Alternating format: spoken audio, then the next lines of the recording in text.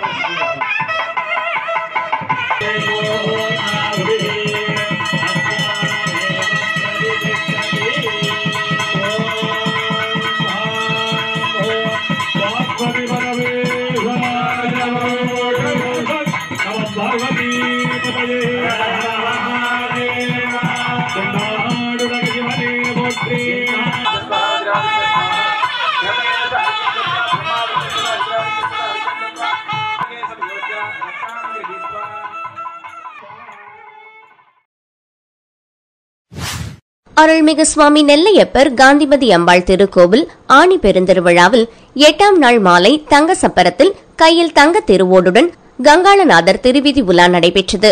ஆயிரக்கணக்கான பக்தர்கள் சுவாமி தரிசனம் செய்தனர். தமிழகத்தில் பிரசித்தி பெற்ற சிவாலயங்களில் ஒன்றான நெல்லை நெல்லையப்பர் திருக்கோவில் ஆணி பெருந்திருவிழா கடந்த 13ஆம் தேதி கொடியேற்றத்துடன் தொடங்கியது. 10 நாட்கள் நடைபெறும் திருவிழாவில் காலை மாலை 2 வேளைகளிலும் சுவாமி நெல்லையப்பர் காந்திமதி அம்பாள் பஞ்சமூர்த்திகளுடன் பல்வேறு வாகனங்களில் எழுந்தருளி திருவீதி உலா நடைபெற்றது. திருவிழாவில் 8ஆம் திருநாளான நேற்று காலையில் நடராஜர் முதலில் வெள்ளை சாத்தி அலங்காரத்திலும் தொடர்ந்து பச்சை சாத்தி அலங்காரத்திலும் காட்சியருளினார். மாலையில் அன்னபூரணிக்கு காட்சி கொடுக்க முப்புறம் எரித்த சிவபெருமான் கங்காளநாதராக தங்க சப்பரத்தில் கையில் தங்க திருவோடு ஏந்தி காசு மாலை, பவள மாலை, தங்க கமண்டலம், உடுக்கை, கைத்தண்டம், காதணி விரிசையுடன் கல்லாபரணம் மற்றும் குண்டோதரன் தங்க ஓட்டினை தலையில் சுமக்க சிறப்பு அலங்காரத்தில் காட்சி கொடுத்தார். முன்னதாக சோமவார மண்டபத்தில் வைத்து கங்காளநாதருக்கு சிறப்பு அபிஷேகம் நடைபெற்றது. பக்தர்கள் தங்கள் காணிக்கைகளை கங்காளநாதர் திருவோட்டில் செலுத்தினர். சிறப்பு அலங்காரத்தில் காட்சி கொடுத்து கங்காளநாதருக்கு மகா தீபாரதனை நடைபெற்றது. தொடர்ந்து பஞ்சவாத்தியங்கள் முழங்க குடவரை வாயில் தீபாரதனை காண்பிக்கப்பட்டது. தங்க சப்பரத்தில் எழுந்தருளிய சுவாமி கங்காளநாதர் மங்கள வாத்தியங்கள் முழங்க வேத பாராயணம் பாட 12 திருமுறைகள் ஓத 4 ரத வீதிகளிலும் திருவீதி உலா வந்தார். கங்காளநாதர் தரிசனத்தை ஆயிரக்கணக்கான பக்தர்கள் 4 ரத வீதிகளிலும் திரண்டு வந்து சுவாமி தரிசனம் செய்தனர். இன்று ஆசியாவிலேயே அதிக எடை கொண்ட சுவாமி நெல்லையப்பர் தேர் உட்பட 5 தேர்கள் நெல்லை நகர் ரத வீதிகளில் வலம் வருகிறது.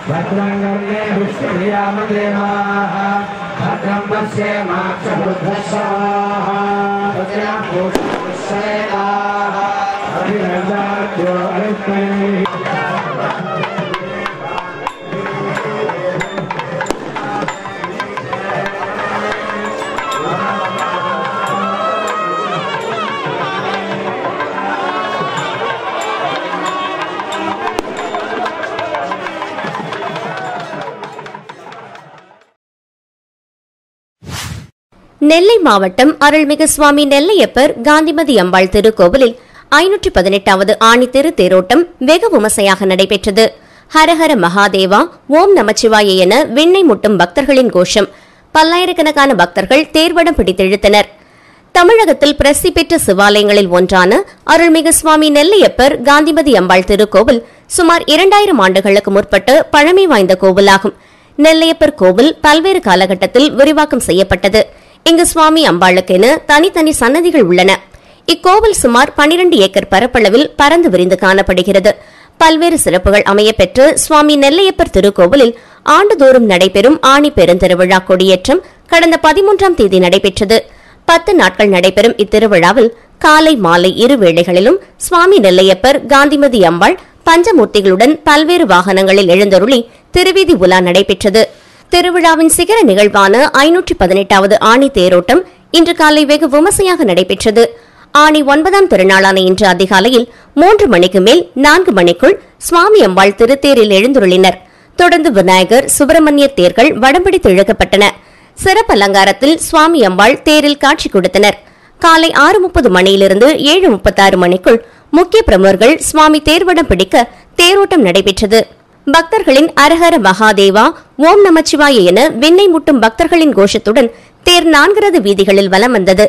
அதனைத் தொடர்ந்து அம்பாள் தேரும் நிறைவாக சண்டிகேஸ்வரர் தேரும் பக்தர்களால் வடம்பிடித்து இழுக்கப்பட்டது. திருவாரூர் மற்றும் ஸ்ரீவில்லிபுத்தூர் தேர்கள் புல்டோசர்கள் மூலமே தள்ளப்பட்டு இழுக்கப்படுகின்றன. ஆனால் நெல்லையப்பர் தேர் தொடர்ந்து 518வது ஆண்டாக பக்தர்கள் மூலம் மட்டுமே இழுக்கப்பட்டு வருகிறது. சமூக ஒற்றுமையை வலியுறுத்தவே ஆண்டுதோறும் கோவில்களில் தேரோட்டம் நடத்தப்படுகிறது. மாவட்ட நிர்வாகம் சார்பில் பக்தர்களுக்கு பல்வேறு அடிப்படை வசதிகளை செய்து தந்துள்ளது. மேலும் போக்குவரத்து நெரிசலை கட்டுப்படுத்த மாநகர காவல்துறை சார்பில் போக்குவரத்து வழிகளில் மாற்றங்கள் செய்யப்பட்டுள்ளது. நெல்லை, தூத்துக்குடி, தென்காசி, தேனி, கன்னியாகுமரி, விருதுநகர் மாவட்டங்களைச் சேர்ந்த 1500 போலீசார் பாதுகாப்பு பணியில் ஈடுபடுத்தப்பட உள்ளனர். ஆணித்தேர் திருவிழா ஏற்பாடுகளை இணை ஆணையர், கோயில் செயல் அலுவலர் மற்றும் அறங்காவலர் குழுவினர் ஏற்பாடு செய்திருந்தனர். தேரின் சிறப்புகள். பிரசித்தி பெற்ற நெல்லையப்பர் கோவிலில் சுவாமி அம்பாள், விநாயகர், சுப்பிரமணியர், சண்டிகேஸ்வரர் என 5 தேர்கள் உள்ளன. சுவாமி நெல்லையப்பர் தேர் ஆசியாவிலேயே அதிக எடை கொண்ட மிகப்பெரிய தேராகவும் தமிழகத்தில் மிகவும் உயரம் கொண்ட 3வது தேர் என்ற பெருமையும் கொண்டதாகும். தேரின் எடை 450 டன், அகலம் 28 அடி, நீளம் 28 அடி, உயரம் அலங்கார தட்டுகளை சேர்த்து சுமார் 70 அடியாக அமைந்துள்ளது. சுவாமி தேரோட்டம் 1504லும் 13ஆம் நூற்றாண்டில் சுப்பிரமணியர் தேரோட்டம் நடந்ததாகவும் கல்வெட்டு ஆதாரங்கள் உள்ளன. சுவாமி தேருக்கு இரும்பினால் ஆன அச்சாணி 1800ஆம் ஆண்டு லண்டனில் இருந்து கொண்டுவரப்பட்டு அமைக்கப்பட்டது. இதனை தற்போதும் தேரின் அடிப்பகுதியில் காணலாம். சுவாமி தேரை சுற்றிலும் சிவபுராணம், விஷ்ணு புராணங்களை விளக்கும் வகையில் சிலைகள் அமைக்கப்பட்டுள்ளன. முழுக்க முழுக்க மனித சக்தியால் நெல்லையப்பர் தேர் இழுக்கப்பட்டு ரத வீதிகளில் சுற்றி மீண்டும் நிலையம் கொண்டு வந்து சேர்க்கப்படும். பாரம்பரியமிக்க முறையில் தேர் இழுத்து நிலையம் சேர்க்கப்படுவது நெல்லையில் மட்டும்தான். திருவாரூர் ஆழித்தேர் உயரத்தில் அதிகம் என்றாலும் முழுக்க முழுக்க மூங்கில் மரங்கள் பயன்படுத்தப்பட்டு ஹிட்டாச்சி இயந்திரங்களும் ஹைட்ராலிக் பிரேக் ஆகியவையும் பயன்படுத்தப்பட்டு இழுக்கப்படுகிறது. உயரத்தில் 2வது பெரிய தேரான ஸ்ரீவில்லிபுத்தூர் ஆண்டாள் திருத்தேர் மூங்கில் பிரம்புகள் மற்றும் மரங்கள் பயன்படுத்தப்பட்டு ராட்சச இயந்திரங்கள் மூலமாக தேர் இழுக்கப்பட்டு வருகிறது. ஆனால் நெல்லையப்பர் திருத்தேர் முழுக்க முழுக்க மனித சக்திகளால் இயக்கப்படுகிறது.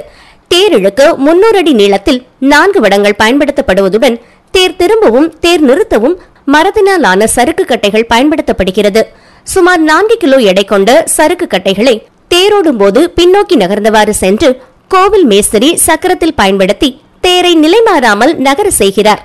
480 டன் எடை கொண்ட திருத்தேர் 28க்கு 28 என்ற அகல நீளத்தினாலான தேரில் 1.5 டன் எடையிலான 4 இரும்பு சக்கரங்கள் வெளிப்புறத்திலும் 1898ஆம் ஆண்டு செய்யப்பட்ட 4 மரச்சக்கரங்கள் உட்புறத்திலும் பயன்படுத்தப்பட்டு தேர் இழுக்கப்படுகிறது. தேர் அலங்கரிக்க சுமார் 200க்கும் மேற்பட்ட தேக்கு மற்றும் கொங்கு மரத்தினாலான மரத்தூண்கள் பயன்படுத்தப்பட்டு தேர் அலங்கரிக்கப்படுகிறது. இத்தகைய பெரிய தேரை பக்தர்கள் இழுக்கும் வகையில் தேருக்கு பின்பகுதியில் மரத்தினால் ஆன தடிகள் பயன்படுத்தப்படுகிறது. ஒவ்வொரு தடியும் சுமார் 25 அடி நீளம் கொண்டதாக இருக்கும். ஒவ்வொரு தடியையும் 75 நபர்கள் சேர்ந்து அழுத்தும் போது தேர் முன்னோக்கி நகர அதனை பக்தர்கள் வடம்பிடித்து இழுக்கின்றனர். மொத்தமாக இந்த 2 தடிகளையும் 150க்கும் மேற்பட்டோர் அழுத்தி போடுவார்கள்.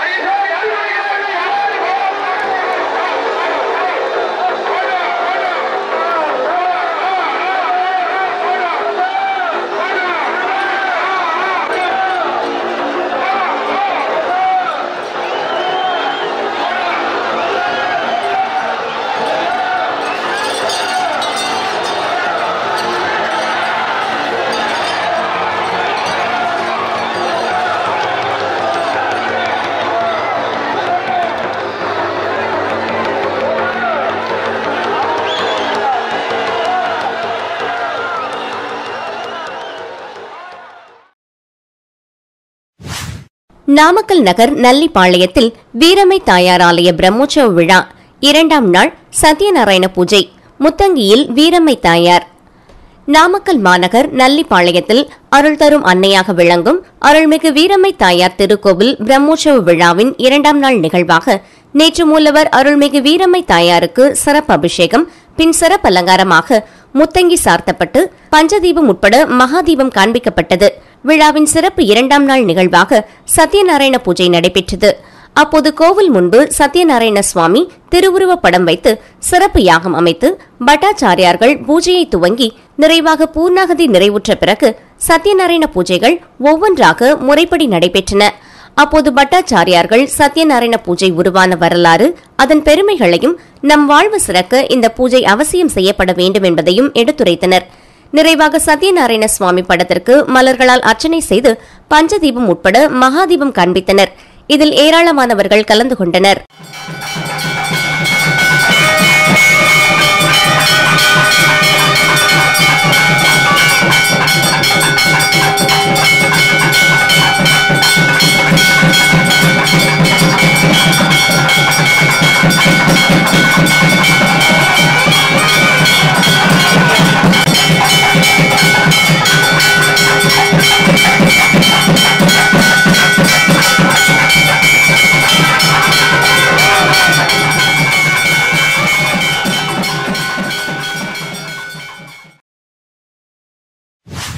நாமக்கல் நகர் சாய்பாபா ஆலயத்தில் குரு வியாழக்கிழமையை முன்னிட்டு சிறப்பு மங்கள ஆரத்தி, ஏராளமானவர்கள் தரிசனம்.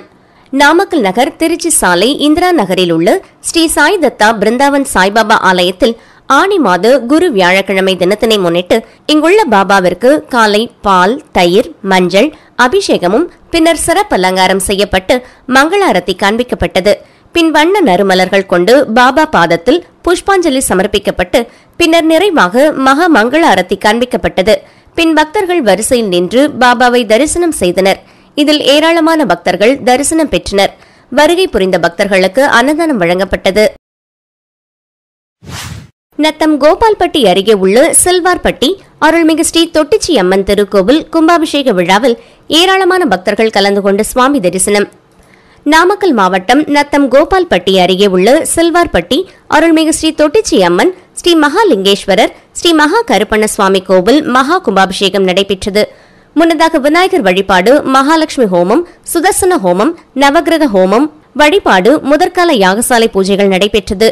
பின்னர் 2ஆம் கால யாக பூஜை, வேத பாராயணம், மூலமந்திர ஹோமம், நாடி சந்தானம் உள்ளிட்ட பூஜைகளும் மகா பூர்ணாகதி கடம் வலம் வந்த பிறகு கலசங்களுக்கு பூஜைகள் நடைபெற்ற பிறகு தீபாராதனையை தொடர்ந்து மேளதாளம் முழங்க யாகசாலையில் வைக்கப்பட்டிருந்த காசி, ராமேஸ்வரம், அழகர்மலை, வைகை, காவேரி உள்ளிட்ட 20க்கும் மேற்பட்ட புனித ஸ்தலங்களிலிருந்து கொண்டுவரப்பட்ட புனித தீர்த்த குடங்கள் யாகசாலையிலிருந்து கோவிலை சுற்றி வலம் வந்து கோபுர உச்சிக்கு எடுத்து செல்லப்பட்டது.